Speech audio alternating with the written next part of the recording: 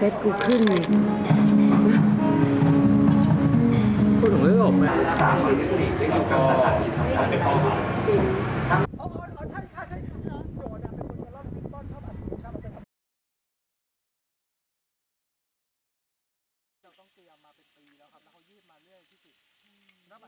ให้พี่กินกับกาแฟ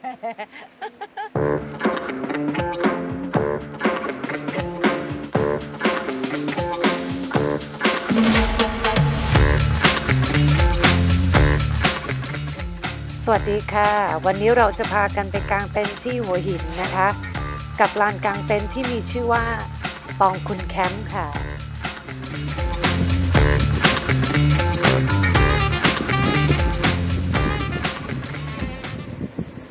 อุ่นทำมาม่าไงแล้วเราก็ใส่ปูใส่ไข่รอบดึกเป็นเจโอ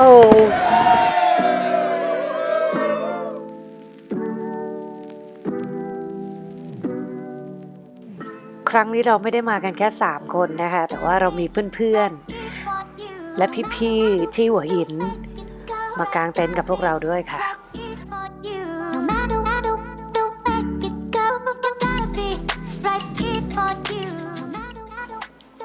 รอบนี้เราไม่ต้องทำอาหารเองนะเพราะว่ามีเพื่อนเป็นเจ้าของร้านอาหารให้เพื่อนทำค่ะ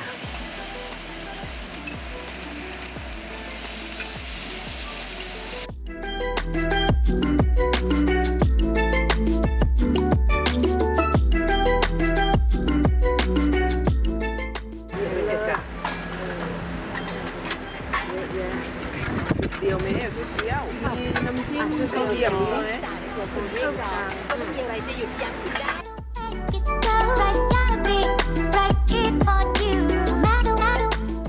โอ้ยมันนั่นไปเดินนะเฮ้ยกางตรงนี้เลยให้เขากางตรงนี้เลยมีร่มไม้สบายเขากะเอาจากก็ประมาณจากของตัวเองไงไม่คิดว่าของเขาจะมาแล้วแบบนี้ไงคิดว่าเป็นเท่านี้มุดเข้าไปได้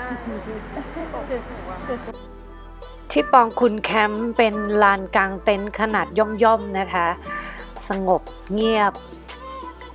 เจ้าของลานก็น่ารักแล้วก็ใจดีมากๆค่ะ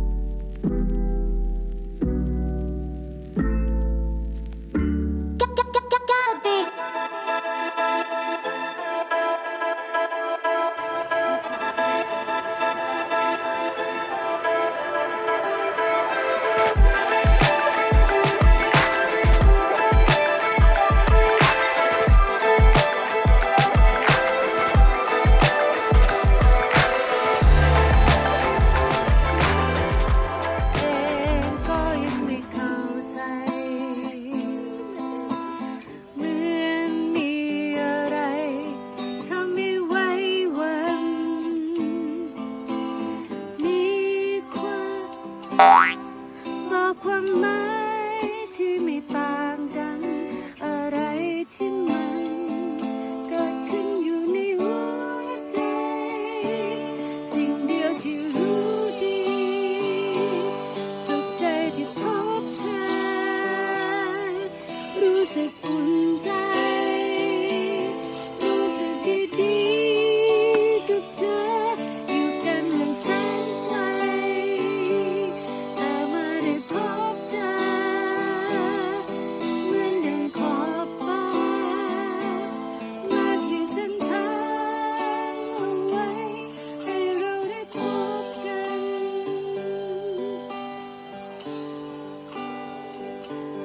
ที่เราจะเปิดใจวันใดไม่ต้องซ่อนใจเพียงตัวเธอจะเริ่มต้นเป็นไฟบอกกันบอกความสำคัญที่มีอยู่ในหัวใจสิ่งเดียวที่รู้ดีสุขใจได้พบเธอรู้สึกอุ่นใจรู้สึกดีๆกับเธออยู่กันห่างแสนไกลแต่มาได้พบเจอเหมือนดังขอบฟ้ามาขีดเส้นทางเอาไว้ หันมาอีกทีคุณชายหลับไปแล้วค่ะ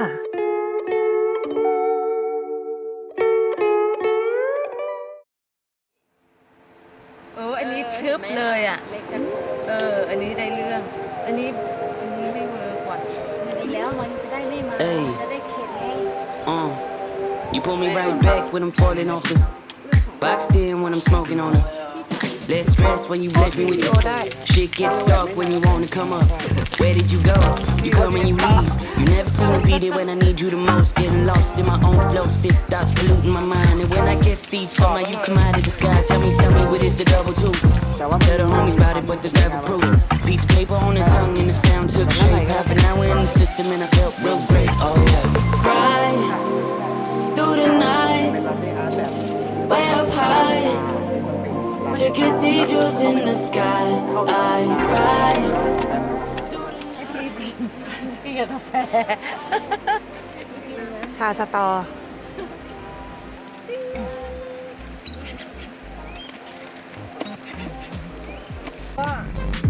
To cathedrals in the sky. I ride.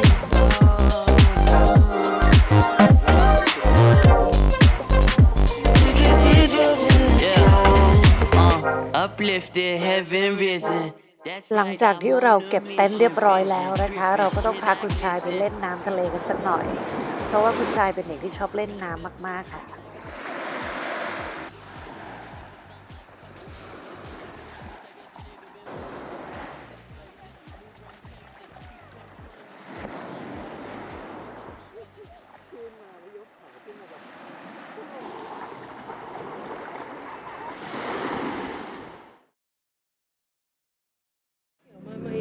พาคุณชายไปเล่นน้ำทะเลเสร็จแล้วพวกเราก็เริ่มหิวนะคะ ก็เลยพากันมากินส้มตำที่ร้านตำไม้เตงค่ะ อาหารที่ร้านนี้มีรสชาติค่อนข้างเผ็ดเลยนะคะ ใครที่ไม่ทานเผ็ดก็แจ้งทางร้านด้วยนะคะ ส่วนอันนี้ซื้อมาจากร้านแม่เก็บค่ะ พูดถึงเรื่องอกไหมเขาก็แบบสภาพ ระหว่างที่เรานั่งกินส้มตำอยู่ที่ร้านเนี่ยนะคะ เราก็สังเกตเห็นว่าทำไมในซอยเนี้ยคนเข้าๆออกๆกันเยอะจังเลย ด้วยความที่เราไม่ได้เป็นคนอยากรู้อยากเห็นนะคะปรากฏว่าที่นี่เป็นร้านกาแฟนะคะ ใครที่มาหัวหินเขามาแวะร้านนี้กันค่ะ